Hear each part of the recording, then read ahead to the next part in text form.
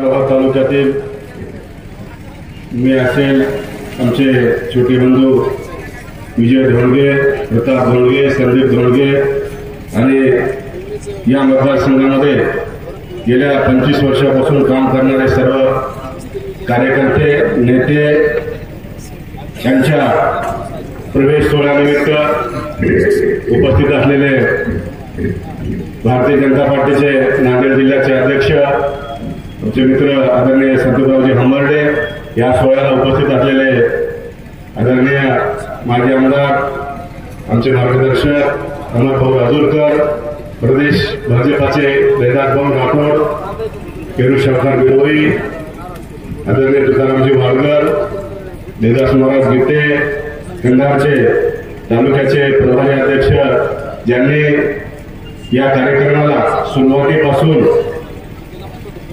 मदत केली ते आमचे मित्र गंगाप्रसादजी यंगनावर, व्यासपीठावर उपस्थित आमचे मित्र ज्यांनी नुकतीच भारतीय जनता पार्टीमध्ये प्रवेश केला ते बालाजीराव खांडागळे, लोह्याचे नगराध्यक्ष आदरणीय सूर्यवंशी साहेब, लोहा तालुक्याचे काँग्रेसचे अध्यक्ष ज्यांनी नुकतीच भाजपमध्ये प्रवेश केला शरद भाऊ पवार, सन्माननीय जिल्हा परिषदेचे माजी सदस्य ज्यांनी पण भारतीय जनता पार्टीमध्ये प्रवेश केला ते आमचे मित्र आदरणीय चंद्रशेखर पाटील सुरनर, व्यासपीठावर या ठिकाणी मुद्दा म्हणून सांगलीच्या वाटेगाव अण्णाभाऊ साठे यांचे पंतू आम्हाला आशीर्वाद देण्यासाठी या ठिकाणी आले। मी खरं तर त्यांचं खूप खूप या ठिकाणी आपल्या मतदारसंघाच्या वतीने आभार व्यक्त करतो। हा जो प्रवेश सोहळा आहे हा भूतोल भविष्यातील निश्चित या कंधार लोहा तालुक्याला राजकारणाला कलाटणी देणारा ठरणार। या ठिकाणी गेल्या 20 वर्षापासून आम्ही छोटे असताना अंगाच्या खळग्याला खळ घालून आम्ही या ठिकाणी काम केलं। आज साहेब अत्यंत दुःख होते। अंगाचा आशीर्वाद आज आमच्या पाठीमागे नाही, पण निश्चित तुमचा आशीर्वाद आमच्या पाठीमागे राहणं गरजेचं आहे। आम्ही कोणत्याही संकटाला घाबरणारे माणसं नाही साहेब, छातीला छाती लावून लढणारे सैनिक आहोत। आम्ही गावागावात या कार्यक्रमाचं निमंत्रण देण्यासाठी जात होतो। जुने कार्यकर्ते आम्हाला म्हणत होते, डॉक्टर साहेब खरं तर हा निर्णय 10 वर्षापाठी तुम्ही घ्यायला पाहिजे होता, पण मी आज सगळ्या जनतेच्या समाधान साहेब तुमच्या समोर सुद्धा सांगू इच्छितो। 2014 साली राष्ट्रवादी काँग्रेस पार्टीने आमच्या कुटुंबावर अन्याय केल्यानंतर या देशाचं नेतृत्व आदरणीय गोपीनाथरावजी मुंडे कैलास पाटील यांनी भारतीय जनता पार्टीमध्ये येण्याचं मला निमंत्रण दिलं, पण धोंडगे कुटुंब हे बैमान कुटुंब नाही। कार्यक्रम आम्ही मला विचारलं, डॉक्टर असं मुंडे साहेबांचा निरोप आहे, या तालुक्याचं भाजपचं नेतृत्व, मी आज या ठिकाणी त्यांचं नाव सांगणार नाही, त्यांच्या घरी अण्णांनी मला बोलवलं। मी त्या नेत्याला सांगितलं, साहेब ही धोंडगेची अवलाद बैमान नाही,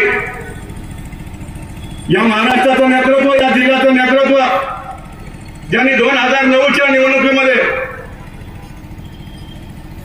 आपल्या अंगावर चप्पल खाऊन आम्हाला निवडून आणण्यासाठी अख्खं कुटुंब अमिताभ भाभी असतील, आदरणीय अशोकराव चव्हाणांची ताकद आमच्या पाठीमागून उभी राहिली। लोकसभेची निवडणूक आम्ही अशोक चव्हाणांच्या विरोधात लढू शकणार नाही, आणि इतकी बैमानी धोंडगे कुटुंबामध्ये नाही, आणि आम्ही त्यावेळेस निर्णय घेतला की ही निवडणूक आपण या ठिकाणी आघाडीसोबतच राहायचा निर्णय झाला। योगायोगानं पुढे आदरणीय मुंडे साहेबांचं या ठिकाणी दुःखद निधन झालं आणि हा प्रवास आजपर्यंत पुढे आला. पण या मतदारसंघामध्ये साहेब वाईट प्रवृत्ती इतकी आहे आणि एकच वाईट प्रवृत्तीचा इथं माणूस आहे. आणि इथं पक्षाला मी राष्ट्रवादी पक्षाला दोष देतो. या जनतेने ज्यांना पाडून आमदार केलं त्या माणसाच्या विरोधात तुम्ही जर एक ताकद या मतदारसंघात देत असाल तर या मतदारसंघाला लोह्याच्या निवडणुकीमध्ये दाखवून दिलं होतं. पण हे इतकं जनावर खराब आहे साहेब, हिरवं रान दिसलं तिकडे पळते. या ठिकाणी राष्ट्रवादीमध्ये आल्यानंतर आता इथं सत्ता येणार नाही म्हणल्यानंतर उद्धव साहेबांच्या हस्ते याने झेंडा बांधला. त्यावेळेस मला अण्णाचे शब्द माहित आहेत. अण्णा म्हणायचे, उद्धवजी तुम्ही इतक्या खराब जनावराला झेंडा बांधलाय, याला झेंडा काय साखळीनं बांधला नाही तुमच्याकडे करायला. आणि खरंच ते जनावर अजून दुसरीकडे सुटलं. म्हणजे सतत गुंगारा देत सत्ता कशी मिळेल याला मतदारसंघाशी देणं घेणं नाही, याला इथल्या जनतेशी देणं घेणं नाही. जन्मभर बीजेपी मध्ये राहतो मला वारकर गुरुजी आहे, मरू देतो राहतो मला मरू देतो.